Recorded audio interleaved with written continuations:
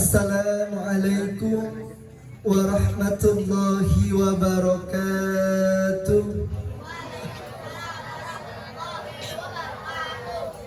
Alhamdulillah, alhamdulillahilladzi bini'matihi tatimmus shalihat. Asyhadu an la ilaha illallah wa asyhadu anna Muhammadan abduhu wa rasuluh. Allahumma salli wa sallim ala sayyidina Muhammadin wa ala alihi wa ashabihi ajma'in, amma ba'd. Ahibba'il kiram, hadratil mukarramin, bil khusus yang mulia guru kita bersama akhina fillah Ustaz Nur Saudari beserta istri dan keluarga, juga para orang tua kami, bil khusus Al-Walid Bapak Jawahari beserta istri dan keluarga, juga para santri dan santriah Majlis Bengal Al-Madani yang tidak Ustaz sebutkan satu persatu, namun tidak mengurangi rasa ta'azim dan mahabbah saya. Alhamdulillah, pada kesempatan sore menjelang malam kali ini Allah ringankan langkah kaki kita menuju tempat yang mulia ini dalam kerangka thalabul ilmi. Semoga kebaikan-kebaikan kita di awal malam hari ini menjadi wasilah Allah cucurkan rahmat keberkahannya buat kita semua. Baik jamaah yang dirahmati Allah Subhanahu wa taala, pada malam hari ini kita akan mencoba bermuzakarah dengan membaca satu ayat suci Al-Quran dan satu hadis dari kitab Riyadhus Shalihin, tepatnya bab birrul walidain wasilatil arham, bab yang menerangkan tentang berbakti, taat sama kedua orang tua dan menyambung tali silaturahim. Namun sebelumnya mari kita kirimkan satu Fatihah bil khusus untuk muallif hadzal kitab. Semoga Allah tempatkan beliau di sisi Allah pada sebaik-baiknya tempat, dan semoga kita yang mengkajinya senantiasa Allah mudahkan di dalam mendawamkan dan mengamalkan apa yang beliau susun. Al-hazin ya sholihah wa la kulli niyatin sholihah wa ila hadratin Nabi Mustafa Muhammadin sallallahu alaihi wasallam wa ila hadrati ikhwani minal anbiya wal mursalin wal awliya al amilin wal musannifin al mukhlasin wa jami'il malaikatil muqarrabin wa ila hadrati khususan Syaikhul Qadir Jailani wa ila hadrati khususan al muallif hadzal kitab Asy-Syaikh An-Nawawi bisyiril Fatihah. A'udzu billahi minasy syaithanir rajim. Bismillahirrahmanirrahim. Alhamdulillahi rabbil alamin. Ar-Rahmanir Rahim. Maliki yaumiddin. Iyyaka na'budu wa iyyaka nasta'in. Ihdinas siratal mustaqim. صراط الذين أنعمت عليهم غير المغضوب عليهم ولا الضالين. Baik para santri dan santriah yang soleh dan solehah, ada satu pertanyaan mengawali bab ini. Siapa yang ingin hidupnya bahagia, senang, sejahtera dunia akhirat? Siapa yang pengen kehidupannya selalu dalam kehidupan dunia dan akhirat ini selalu meraih kebahagiaan, kesenangan, kesejahteraan, keamanan, kecukupan? Siapa yang pengen? Semoga Allah catat keinginan kita semua. Tentunya setiap dari kita ingin hidupnya bahagia dunia dan akhirat. Pertanyaannya, apakah cara kita untuk bisa hidup bahagia, hidup dalam kesuksesan, hidup dalam kebahagiaan, hidup dalam kesejahteraan dunia dan akhirat. Ulama ngajarin sama kita salah satu caranya di antara sekian banyak cara untuk meraih bahagia dunia akhirat. Salah satu caranya adalah birrul walidain, taat, berbakti, mengabdi sama ibu dan bapak kita. Baik ibu atau bapaknya masih ada atau tidak ada, tetap wajib hukumnya buat kita taat, berbakti sama orang tua kita. Apa dalil ya yang mewajibkan kita untuk berbakti sama orang tua kita? Ya, dituliskan ya oleh muallif hadzal kitab pada muqaddimah bab ini, ya, tepatnya pada surah Al-Isra. Ya, a'udzubillahi minasyaitonir rajim. Bismillahirrahmanirrahim. Wa qada rabbuka alla ta'budu illa iyyah wa bil walidaini ihsana imma yablughanna indakal kibara ahaduhuma aw kilahuma fala taqul lahumā uff wa la tanharhumā wa qul lahumā qawlan karīmā. Kata Allah, dan Allah memerintahkan kepadamu untuk beribadah hanya kepada Allah, tidak dengan selain Allah. Wabil walidaini ihsana, dan berbuat baiklah kepada kedua orang tua.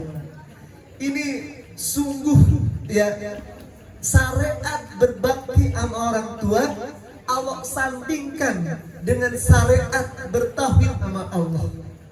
Artinya kedudukan ya orang tua itu salah satu orang yang mulia setelah ya siapa ya orang tua kita itu orang yang wajib hukumnya kita taati setelah siapa? Setelah Allah dan Rasulnya. Ya, kenapa? Ya, Allah menyandingkan namanya dengan orang tua kita, dengan kewajiban atau syariat berbakti sama orang tua, karena melalui wasilah ibu bapak kita lah, ya, melalui wasilah mereka lah kita hari ini bisa duduk di tempat yang mulia ini. Melalui wasilah ibu dan bapak kita lah kita bisa lahir ke alam muka bumi ini, bisa bernapas, bisa tertawa, bisa bercanda, ya, bisa menulis, meraih, ya, mengangan-angankan segala impian, harapan dan cita-cita kita. Maka udah pantas banget, sangat wajar banget ya kalau Allah perintahkan kita untuk berbakti kepada kedua orang tua kita, ya. Wabil walidaini ihsana. Ihsan, siapa yang tahu apa itu ihsan? Apa namanya? Ihsan. Ihsan itu tingkatan ya yang paling tinggi setelah iman dan Islam. Ketika kita beriman dan berislam, ada tingkatan atau derajat yang lebih mulia daripada beriman dan berislam. Apa itu? Ihsan. An ta'budallah ka'annaka tarahu wa in lam yakun tarahu fa innahu yarak. Engkau beribadah sama Allah seolah-olah Allah ada di hadapan engkau. Jika kita tidak mampu dengan kasat mata melihat Allah di hadapan kita, ketika kita lagi sholat, ketika kita lagi ibadah, ini lagi ibadah kita nih, hadirkan keyakinan bahwa Allah itu ada di depan kita. Tapi kalau mata kita ini yang terbatas, nggak mampu melihat Allah, hadirkan keyakinan bahwa Allah lagi ngeliatin kita, lagi nilai kita, lagi mengamati kita. Ini artinya apa maksudnya? Artinya berbakti sama orang tua itu ya nggak mesti harus dia ngelihat kita, Nggak mesti dia harus ada di hadapan kita. Tidak mesti dia masih hidup. Berbakti sama orang tua kita, walaupun orang tua kita telah tiada, wajib hukumnya kita berbakti sama orang tua. Ya, apa sih berbakti sama orang tua itu? Ya, menyebabkan apa? Ya, ternyata berbakti sama orang tua salah satu asbab kita masuk ke dalam surganya Allah. Ya, salah satu penyebab kita bisa masuk ke dalam surganya Allah. Kata siapa? Ya, kata baginda Rasul dalam salah satu hadis dalam bab ini. Pernah suatu ketika ya, Rasul itu didatangi oleh salah satu sahabat. Ya,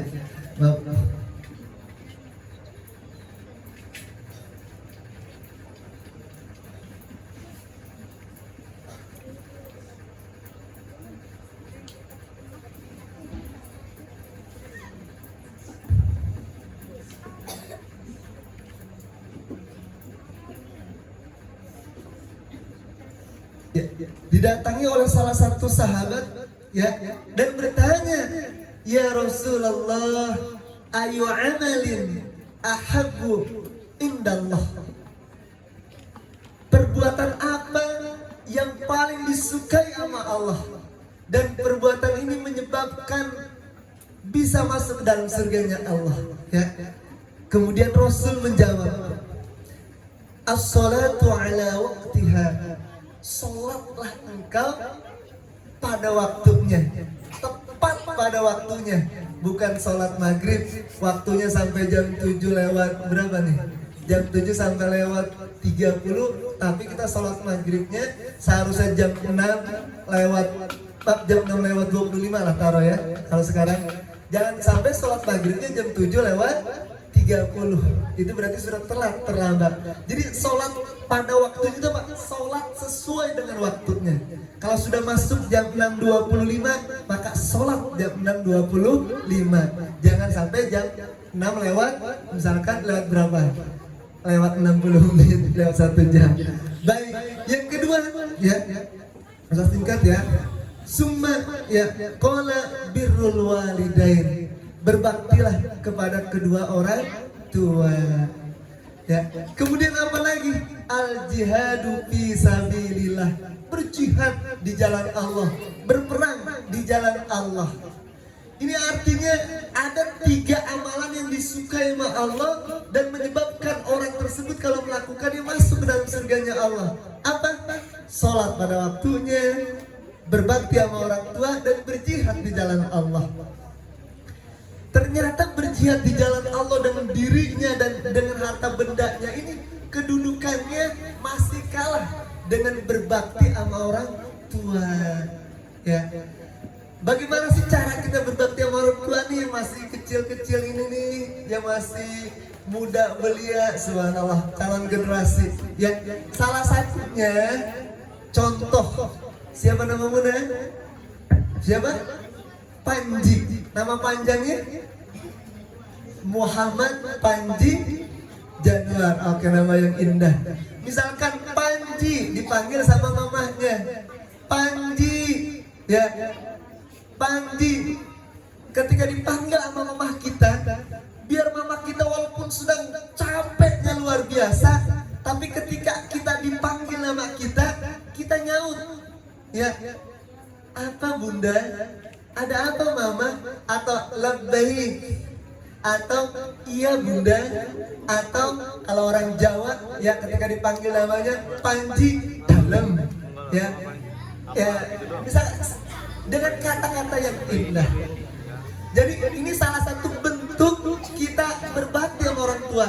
Ketika dipanggil mama kita, orang tua kita butuh pertolongan sama kita, maka apa?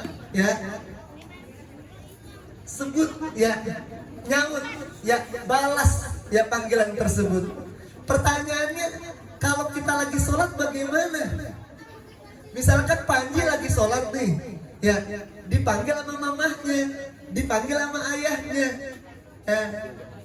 Jika itu sholat sunnah, jika itu sholat sunnah, maka ulama sepakat ya, saking ya mentaati orang tua ini luar biasa ya, pahalanya gedenya, besarnya, maka ulama sepakat ya, ketika kita lagi sholat sunnah dipanggil sama orang tua kita ya, maka boleh kita membatalkan sholat itu.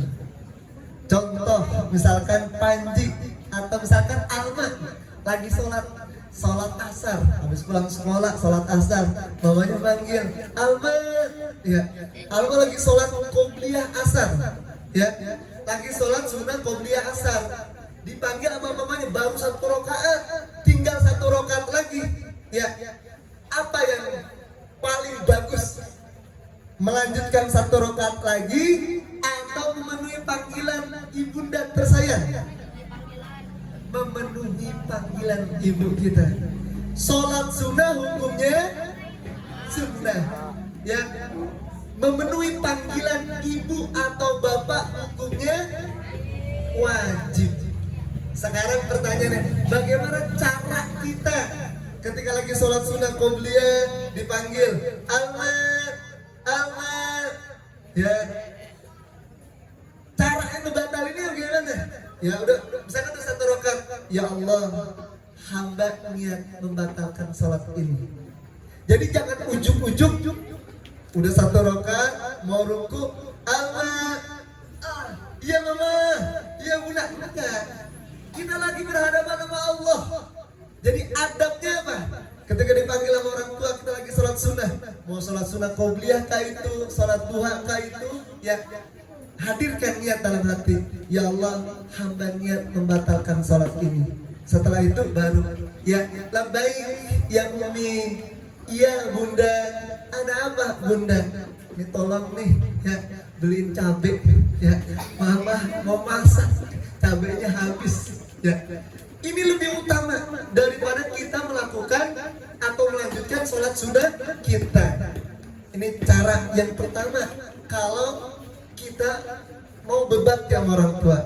Kemudian kalau kita lagi sholat wajib misalkan siapa nama kamu? Soleha? Siapa namanya? Hah? Siapa? Filza. Oke, misalnya Filza dipanggil sama bapaknya, Filza lagi sholat asar. Kira-kira kalau sholat asar kita berhenti kemudian nyautin panggilan ayah kita atau gimana? Kalau lagi sholat asar hukumnya wajib, memenuhi panggilan ayah atau bunda wajib.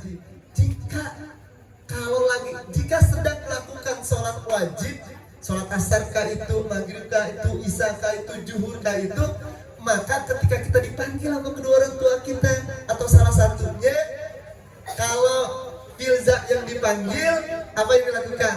Tepok 3 kali. Kalau perempuan ketika sedang sholat fardu dipanggil sama siapa? Salah satu dari kedua orang tuanya, jangan ya Allahu Akbar, jangan, cukup tepuk 3 kali. Kalau Filza, tapi kalau misalkan yang laki-laki yang paling pojok siapa namanya? Ya, Torik. Misalkan abang Torik dipanggil sama mamanya lagi sholat maghrib, mamanya lagi pengen banget nih, Torik udah 2 rakaat, tinggal 1 rakaat lagi gitu, lagi sholat maghrib. Kalau dia mau, misalkan dia mau ruku, kalau lagi dipanggil ketika saat sholat fardu, ya sudah, angkat suaranya, Allahu Akbar. Kalau dia lagi ruku begini dipanggil sama bapaknya, Torik diem baik, Torik. Nah, udah dipanggil yang kedua harus bersikap. Dia berucap, Sami Allahu liman hamidah. Biar bapaknya tahu bahwa si Torik lagi sholat. Kalau yang laki-laki ketika sholat fardu dipanggil ibu atau ayahnya, maka angkat ya bacaan ketika dia akan bergerak itu sholat. Kalau dia lagi berdiri kemudian mau ruku, ucapannya Allahu Akbar. Kalau lagi ruku, mau berdiri, mau tidak, sami Allahu liman hamidah. Nah begitu. Ini bentuk bakti kita sama orang tua. Pertanyaannya, kalau ibu bapak saya belum paham bagaimana? Nah, kalau ibu bapak belum paham, dikabari, wahai ibu, umi, bapak, nanti kalau aku lagi sholat, ya, misalkan aku lagi sholat fardu, sholat wajib, ibu atau ayah manggil aku, maka ketika aku bilang Allahu Akbar, itu berarti aku lagi sholat di kamarku, ya. Atau ketika aku bilang sami Allahu liman hamidah, itu berarti aku lagi sholat, bapak. Jadi bapaknya paham. Oh, si Torik lagi sholat. Filzi ketika dipanggil di kamar, kamarnya dikunci, bunyinya manggilin, Filzi, Filzi. Kalau perempuan jangan sami Allahu liman hamidah. Kenapa? Karena sautul mar'ah, ya, aurat. Suaranya perempuan dalam sholat adalah aurat.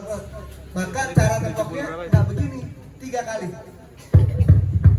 Ya, juga bukan kayak tepok pramuka, pok pok pok pok pok pok, nggak, cukup 3 kali. Nah, insya Allah kalau kita sampaikan hal itu, orang tua kita paham, orang tua kita mengerti, gitu ya. Ini bentuk-bentuk kita birrul walidain sama orang tua kita. Jangan sampai ketika orang tua kita meminta tolong sama kita, dilanjutkan di ayat, di kalimat berikutnya, ya. Wa qada rabbuka alla ta'budu illa iyyahu wa bil walidaini ihsana. Imma yablughanna indakal kibara ahaduhuma aw kilahuma fala takul lahuma uff. Ya, jika salah satu dari keduanya atau kedua-duanya dari orang tua kita ini, ya, sudah berusia lanjut, ya, kemudian kita dipanggil, ya, kita dimintai tolong, ya, maka jangan pernah sekali-kali berkata uff. Uff itu artinya apa sih? Ada ulama mengartikan dalam satu tafsir artinya ada satu ulama dalam satu tafsir mengartikan itu hentakan napas.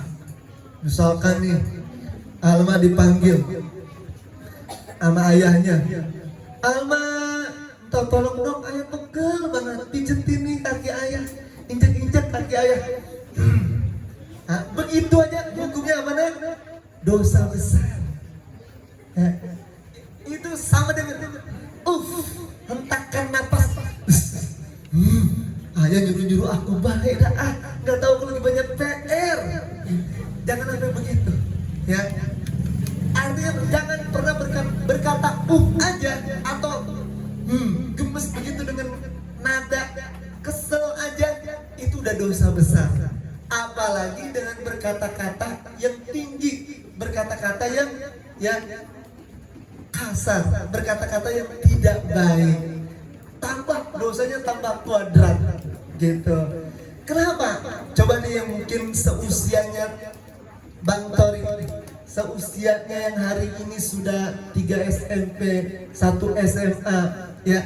Ini ibu kamu bukan gadis lagi. Kalau dulu mungkin ketika kamu masih bayi, ibu kamu itu masih sweet 17, ya, masih muda belia, enak dipandang. Ayah kamu mungkin masih muda ketika kamu masih 1-2 tahun lalu. Tapi hari ini usia kalian ada yang sudah 7 tahun, 10 tahun, 17 tahun. Itu artinya ibu bapak kita udah gak muda lagi. Nggak percaya? Ntar malam datang, ya, intip kalau mama atau ayah kamu lagi tidur. Itu rambutnya yang dulu masih gadis, ya, sudah mulai berubah. Pipinya yang dulu kata ayah kamu itu, ya, cipi, ya, udah mulai sedikit, ya, keriput, ya. Tangannya yang dulu manis, lembut, udah mulai sedikit tidak kencang lagi. Ya, artinya apa? Ya, perjuangan mereka luar biasa. Mulai kamu lahir sampai detik ini, ya, dia harus memasak, menyiapkan makan kamu, menyiapkan minum kamu, kebutuhan kamu, bahkan menggosok baju kamu, mengantarkan kamu, menjemput kamu, sebagainya. Itu artinya perjuangan mereka luar biasa. Maka artinya jangan sampai ketika dia minta tolong ada kata-kata yang tidak baik ya terucap dari lisan kita ini, sehingga menyakitkan dia, sehingga membuat mereka kecewa. Andai itu membuat kecewa, maka ya satu keberkahan dalam hidup kita hilang. Karena orang tua kita, walaupun dia bukan wanita karir, walaupun dia bukan orang yang tidak sekolah tinggi bahasanya, dia adalah keramat buat kita. Ibu kita ini kerjanya hanya masak, ngepel, nyuci, gosok, tapi dia keramat buat kita. Ya, sangat keramat. Begitu pula sama bapak kita, walaupun suka kadang marahin kita, tapi mereka ini keramat buat kita. Ya, keramat artinya apa? Ya, kalau dia marah itu artinya Allah lagi marah sama kita. Tapi kalau mereka lagi tersenyum, itu tandanya Allah lagi tersenyum sama kita. Kata baginda Rasul dalam salah satu hadisnya, ridallah fi ridul walidai wa suhtullah fi suhtil walidai. Ridhonya Allah itu terletak ya pada keridhaan orang tua kita. Kalau orang tua kita lagi senyum dengan kebaikan kita, itu artinya Allah lagi senyum sama kita. Tapi kalau orang tua kita marah sama kita gara-gara apa? Disuruh belajar, orang-orang, disuruh ngerjain PR, malas-malas, disuruh datang ngaji, ada aja alasan, malas, capek, lelah, sehingga membuat orang tua kita marah, gemes, ya kesel, kecewa. Ketika kecewanya orang tua kita itu murkanya Allah. Jangan pernah sampai datang ya orang tua kita marah. Karena kalau orang tua kita sampai marah, belajar kita jadi susah, hafalan kita jadi susah, pemahaman pelajaran kita jadi susah. Tapi kalau orang tua kita senang, ridho, ikhlas sama kita, insya Allah belajar kita mudah, memahami pelajaran kita mudah. Kita mudah meraih prestasi terbaik dalam kehidupan kita jika orang tua kita ridho sama kita. Oke, baik jemaah yang dirahmati Allah. Ada satu kisah ya menarik, ini kisah muktamar. Seorang laki-laki ya yang bisa masuk ke dalam surga hanya ngurusin orang tuanya saja. Ya. Ada seorang nabi Allah namanya Nabi Musa alaihissalam. Nabi Musa itu punya gelar ya Kalimullah, orang yang mampu bercakap-cakap langsung sama Allah. Suatu ketika Musa bertanya sama Allah, wahai Allah, kira-kira siapa sih yang menemani aku masuk ke dalam surga? Oh, dijawab sama Allah, kelak yang menemani kamu Musa masuk ke dalam surga aku seorang tukang jagal. Orang tukang jagal, orang penjual daging. Ya, kaget nih Nabi Musa, kenapa bukan seorang kiai besar, bukan seorang ulama besar, bukan seorang terpandang, kenapa seorang tukang jagal? Akhirnya dia amati ya seorang laki-laki ya sudah parubaya, itu setiap pagi dia keluar dari rumahnya ya bawa golok, pergi ke kandang sapi, dipotong itu sapinya ya, kemudian direncak-rencak, dibawa ke pasar. Dagingnya paling enak, kalau dagingnya paling enak kata orang khas dalam, itu dipisahin, ditaruh di pojok, selainnya dijual. Setelah selesai penjualan dia pulang. Ketika dia pulang, diamati nih Nabi Musa, apa yang dilakukan sama sang bapak ini, sang laki-laki ini ya. Dia rebus, dia masak itu daging paling enak, kemudian dia masuk ke dalam rumahnya, di dalam kamar yang paling pojok dia temui ibunya. ibunya yang sedang tergeletak di atas tempat tidur, mandi di situ, BAB pipis di situ, dia gotong itu ibunya, ya, dibersihin, ya, dia lapin kotorannya, dia ganti bajunya, kemudian dia bawa ke ruang tamu, duduk, kemudian disuapi, dikasih daging yang paling enak, ya, setelah dia masak, kemudian disuapi sang ibu ini. Ketika disuapi, apa yang terjadi? Ibunya meneteskan air mata. Ada apa wahai ibu? Apakah dagingnya keras? Enggak. Ya. Apakah nasinya belum matang? Enggak. Ada apa? Ya wahai ibu. Ya. Si ibu, ya, dia berucap dalam hatinya, wahai Allah, di antara sekian banyak anak, dia satu-satunya anak yang mau berbakti sama aku. Di usiaku yang sudah tua dan renta, yang udah gak mampu berjalan lagi, dia mengabdi, dia berbakti sama aku. Ya Rob, berikanlah dia sebaik-baiknya tempat di sisimu. Doa ini dijabah sama Allah, ya, dikabul sama Allah, sehingga akhirnya Allah takdirkan itu laki-laki masuk ke dalam surga mendampingi Nabi Musa. Berkat apa? Berkat dia ikhlas, ya, berbakti, ngurusin orang tua. Itu seorang apa nih? Tukang jagal. Siapa yang mau masuk ke dalam surganya Allah, ya, ya, mulai hari ini jangan pernah, ya, membentak, berkata kasar dengan orang tua kita. Karena orang tua kita adalah wasilah masuknya kita ke dalam surganya Allah. Jika satu aja orang tua kita dipanggil sama Allah, maka satu pintu surga hilang dalam kehidupan kita. Satu keberkahan hidup dalam kehidupan kita hilang. Seorang ulama besar, Syekh Imam Ahmad, ya, itu ketika orang tuanya meninggal, beliau menangis, berucap, sungguh pintu surga telah tertutup untukku. Kenapa? Karena orang tua tempat dia mengabdi udah meninggal. Ya, artinya itu pintu keberkahan dalam kehidupan kita hilang. Salah satunya karena wafat ibu dan bapaknya tadi. Nah, mumpung orang tua kita masih hidup, ya, jangan pernah sekali-kali melawannya. Jangan pernah sekali-kali berkata atau berhelak nafas kesel karena suka disuruh-suruh, suka dimintai tolong dan sebagainya. Baik, jamaah yang rahmati Allah. Semoga, ya, melalui, ya, muzakarah ini menjadi satu motivasi buat kita untuk senantiasa kita berbakti, kita taat sama orang tua kita, ya. Dan ada satu atau dua pertanyaan dari Ustadz yang bisa nanti tolong maju ke depan. Baik, ini yang putra dulu, ya. Yang putra. Pertanyaannya,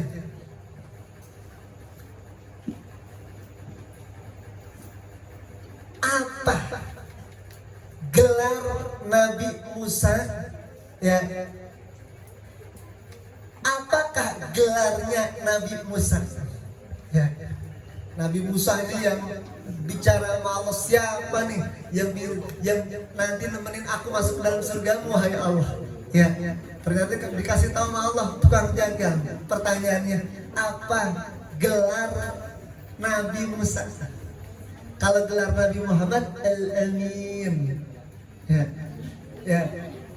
Kalau gelarnya Nabi Ibrahim, ya, Khalilullah, kekasihnya Allah. Kalau gelar Nabi Musa apa? Tadi sudah Ustaz sampaikan. Siapa yang tahu? Coba, boleh maju, nah? Siapa gelarnya Nabi Musa alaihissalam? Boleh pakai bahasa Arab, boleh pakai bahasa Indonesia. Baik, Abang Torik, ya. Gelar Nabi Musa alaihissalam? Kalamullah. Apa? Kalamullah. Oke, Kalimullah, ya? Iya. Kalimullah. Orang-orang yang mampu Orang-orang yang mampu bercakap-cakap langsung dengan Allah. Alhamdulillah. Nanti ini dipakai buat nulis pelajaran, ya, ganteng, ya. Baik, ingat gelarnya Nabi Musa apa? Kalimullah. Orang yang mampu bercakap-cakap langsung dengan Allah. gitu. Baik, yang putri sekarang ya.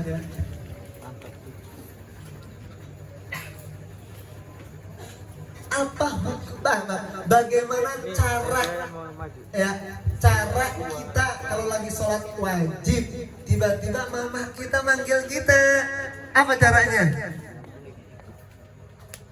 Ketika kita lagi sholat wajib tiba-tiba ayah atau bunda kita manggil kita, bagaimana caranya? Kalau kita nanti nggak manggilin atau nggak kasih kode, khawatir nanti seperti Alqamah ketika lagi sholat ibadah dipanggilin, ya nggak mau memenuhi panggilan ibunya sehingga ibunya kesal dan berdoa hingga akhirnya Alqamah ini mau dibakar ketika wafatnya baginda Rasul. Ya, coba apa caranya kalau kita lagi sholat wajib, ya tiba-tiba mama atau ayah kita manggil kita, bagaimana? Filzik, kalau lagi sholat wajib, kemudian mamanya manggil, gimana caranya? Oke, Alma, coba boleh maju.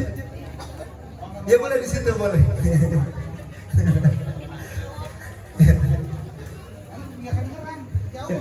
Ayo. Tepuk 3 kali. Gimana cara tepuknya?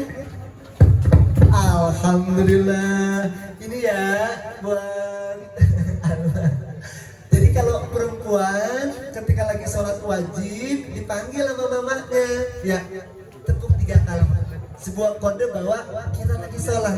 Kalau laki-laki dipanggil sama orang tuanya lagi sholat, ya ketika misalkan mau gerakan bangun dari ruku, ucapkan sami Allahu liman hamid dengan nada yang keras agar orang tuanya mendengar. Terakhir, ya yang bisa ini boleh laki boleh perempuan, ya.